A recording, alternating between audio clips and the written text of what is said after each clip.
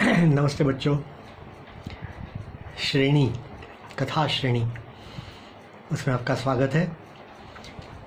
सर्वोत्कृष्ट कार्य, सर्वश्रेष्ठ कार्य, उसके बारे में कल हमने थोड़ी बात की थी। तो उसके लिए आज मैं एक दो उदाहरण देना चाहता हूँ आपको कि उच्चतम आदर्श निर्धारित करके कार्य करना बहुत महत्वपूर्ण है। आधे अधूरे काम से कभी संतुष्ट नहीं होना चाहिए। आपको मालूम है ना कि द्वितीय विश्व युद्ध, सेकंड वर्ल्ड वॉर, जो 45 में पूरा हुआ 1945 में, तो उस समय अमेरिका ने जापान के ऊपर एटम बॉम्ब फेंके थे, जिससे उनका हिरोशिमा और नागासाकी, ये दो बड़े शहर उस समय के भस्म हो गए, जल गए, पूरे खाक हो गए। अब इतना होने के बावजूद आज जापान की परिस्थिति क्या है?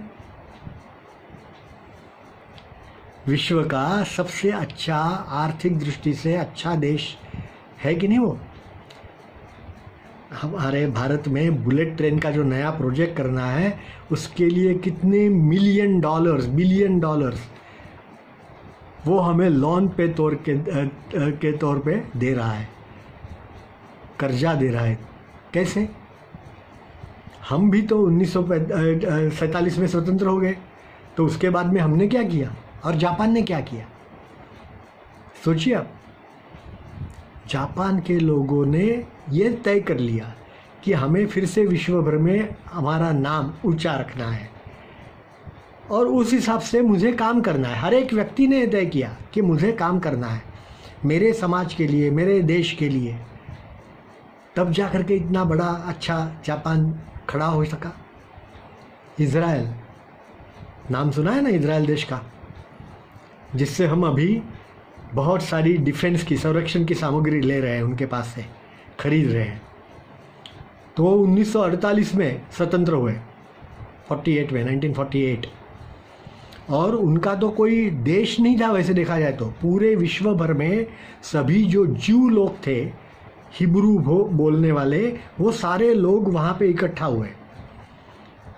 वहाँ पे लोकल लोग बहुत कम थे और ये सारे जगत से, विश्व से हिब्रू बोलने वाले ज्यू लोग, जिनको धर्म से ज्यू है, वो लोग वहाँ इकट्ठा हुए और उन्होंने, इज़राइल इतना छोटा सा देश है, अपने केरल से जितना, या तो केरल से भी छोटा होगा, आपने भूगोल में देखा होगा कि केरल कितना छोटा अपना प्रदेश है।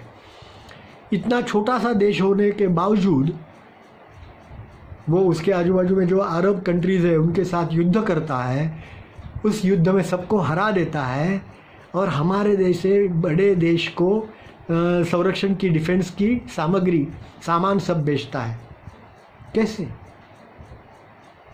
हर एक व्यक्ति यही सोचता है कि मेरा लक्ष्य ऊंचा है, मुझे सर्वश्रेष्ठ काम करना है, और जब तक काम पूरा नहीं होगा तब तक मैं शांति से, चैन से नहीं बैठूंगा। पूर्ण परिश्रम। तब जाकर के ये देश खड़े हुए। जर्मनी,